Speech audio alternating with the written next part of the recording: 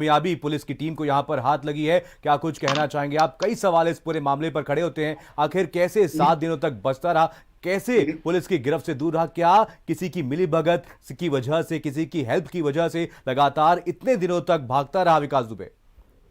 सर्वप्रथम Madhya Pradesh police, UP STF, UP police को बहुत बधाई, क्योंकि उनके सफल प्रयास से ये कार्रवाई संभव हो पाई है। जी। उनके दबाव में विकास दुबे ने आत्मसमर्पण किया। नंबर 2, आपका कहना कि 7 दिन का विलंब, ये इतने दिन का विलंब क्यों हुआ?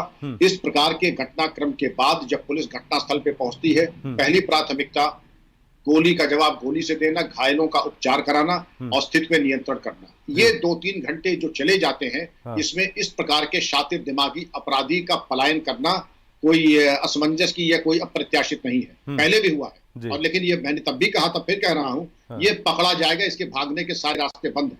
लेकिन अब मैं ये आह्वान करूंगा, इससे बृहद पूछताछ की कौन आईएएस अफसर, आईपीएस अफसर, पुलिस कर्मचारी, व्यवसायी, राजनेता, एमएलए, एमपी, किसने किसने इसके अंदर प्राण ऊर्जा फूकी है, उनके खिलाफ वही कार्रवाई होनी चाहिए जो एक गैंगस्टर के खिलाफ होती है। और गैंग चार्ट के अनुसार उनकी चल अचल संपत्ति कुर्क होनी चाहिए। बिल्कुल। उनको भी इसी के साथ जेल में रहना चाहिए। क्योंकि अगर नहीं करेंगे, यह गरीब देश अब कुर्बानी मांग रहा है विकास दुबे और उसके गिरोह के सदस्यों की। बिल्कुल। विक्रम जी, अगर यहाँ पर बात की जाए कल की, तो यहाँ पर आईजी की तरफ से एक प्रेस कॉन्फ्रेंस का आयोजन किया गया था। उनका कहना था कि चप्पे चप्पे पर हमारी पुलिस की टीम तैनात है, बॉर्डर्स पर सभी जगह पर चेकिंग की जा रही है, पोस्टर चस्पा किए गए हैं। तो आखिर कैसे इन 4 राज्यों को पार करते हुए मध्य प्रदेश कैसे पहुंच गया? क्या किसी की मिलीभगत थी? आप लोग बहुत ही मासूम हैं। कभी कभी प्रेस कॉन्फ्रेंस गुमराह करने के लिए की जाती है, और गुमराह करने के लिए भी मैंने कई बार खुद प्रेस कॉन्फ्रेंस की है कि अगर पूरब जाना है तो पश्चिम के इंगित करते हैं जी। और उसमें हमारा बायां हाथ क्या कर रहा है, दाहिना नहीं जानता है। आपको यह भी मालूम होना चाहिए कि नोएडा के स्टूडियोज में ड्यूटी लगी थी 24 घंटे से। इसके अलावा फरीदाबाद में एक हमारी पिकेट थी। इसके अलावा 25 पिकेट मैं बता सकता हूं। लेकिन वो महत्वपूर्ण नहीं। महत्वपूर्ण ये है कि ये पुलिस के दबाव में गिरफ्तार हुआ, और बहुत जल्द हुआ। मैं जब युवा एसपी था तो नथुआपुर कांड हुआ था एटा में 1981 में, जहां 14 पुलिसकर्मी मारे गए थे इंस्पेक्टर पुलिस राजपाल सिंह के साथ। लेकिन 6 महीने बाद पकड़े गए। वो छविराम पोथी, महावीर, शिवराज निकसे सब मारे गए, सब भगवान के यहां भेज दिए गए। लेकिन समय लगता है। ये तो संतोष का विषय है कि उन्होंने 6 दिन में 7 दिन यहाँ में पर फिर सवाल ये खड़ा होता है कि आखिर यूपी पुलिस तो देखती रहेगी, लेकिन एमपी पुलिस ने यहाँ पर गिरफ्तारी की है। आप क्या समझते हैं कि वो उसका कोई ऑप्शन खुला था? वहां नहीं करता, कहीं और करता। आत्मसमर्पण का मतलब ही है यूपी पुलिस के दबाव में किया है। नहीं होता तो वो अभी और जाके चुनौती करता, ईमेल और फेसबुक करता, आपके स्टूडियो में आके मेरा इंटरव्यू लेता। लेकिन ये मैंने कहना, अगर आप गए किसी स्टूडियो में तो स्टूडियो के ऊपर भी आपके काला साया जाएगा, और आपके ऊपर तो कर है ये पुलिस का। अच्छा हुआ बड़े सस्ते निपट गए विकास दुबे। बिल्कुल। यहाँ पर विक्रम जी, कहीं ना कहीं कुछ इनपुट्स भी निकल करके सामने आए थे। पहला कहा जा रहा था कि नेपाल में भाग सकता है विकास दुबे, फिर उसके बाद ये इनपुट निकल करके सामने आए थे कि उन्नाव में सरेंडर कर सकता है, फिर उसके बाद ये इनपुट निकल करके सामने आए कि दिल्ली में, माफ करिएगा, नोएडा में, फिल्म सिटी में सरेंडर कर सकता है विकास दुबे। क्या ये सब इनपुट पुलिस को गुमराह करने के लिए दिए गए थे?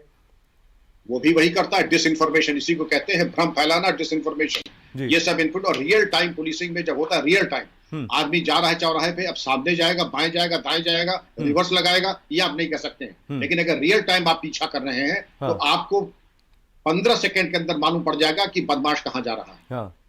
विक्रम जी, इस पूरे मामले पर अपडेट ये भी है कि जब पुलिस की टीम के ऊपर हमला किया गया था, उनके ऊपर फायरिंग की गई थी, उसके 2 दिन बाद तक कानपुर में ही छुपा बैठा था विकास दुबे। सवाल ये खड़ा होता है कि यहाँ पर क्या पुलिस की लापरवाही है या फिर मिलीभगत है, जिस वजह से 2 दिन तक वो छुपा रहा, लेकिन पुलिस इसे पकड़ नहीं पाई?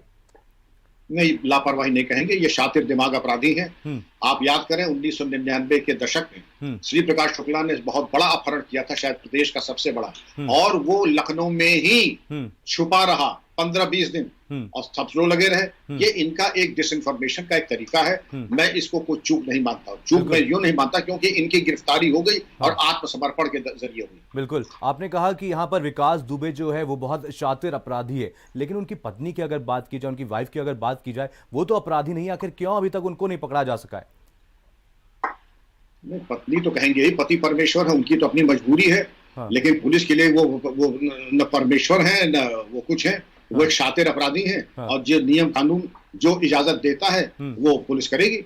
पत्नी के लिए अगर है, और पत्नी की गिरफ्तारी के बारे में अगर आपने पूछा और मैं सुन नहीं पाया, हाँ। तो अगर उनके ऊपर कोई साक्ष्य है, कोई अपराधिक गिरफ्तार वो भी होंगी। हाँ। ओके। विक्रम जी, यहाँ पर सवाल ये भी खड़ा होता है कि आखिर एक लंबे समय से जो विकास था वो भागता रहा, 7 दिन तक भागता रहा। सवाल ये है कि जब पुलिस के ऊपर फायरिंग की गई थी उससे पहले भी राजनीतिक सपोर्ट मिलता रहा है, पुलिस का सपोर्ट विकास को कहीं ना कहीं मिलता रहा है। क्या लगता है आपको कि इन 7 दिनों में भी लगातार विकास दुबे को ये सपोर्ट मिल रहा था?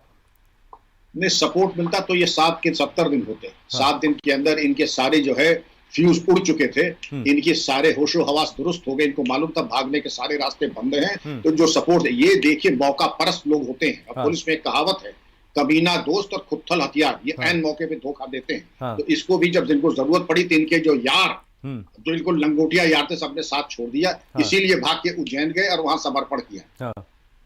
विक्रम जी, यहाँ पर सवाल कई खड़े होते हैं, आपसे जानना चाहेंगे। अगर कुछ दिन पहले की अगर बात की जाए तो यहाँ पर एक वीडियो भी सामने आया था, 2017 का ये वीडियो था, जिसमें एसटीएफ की टीम विकास दुबे से लगातार पूछताछ कर रही थी और इस पूछताछ में 2 नेताओं के नाम निकल करके सामने आए थे। आपको क्या लगता है कि अगर एक बार फिर से विकास दुबे से पूछताछ अब की जाएगी तो क्या और भी नाम निकल करके सामने आ सकते हैं?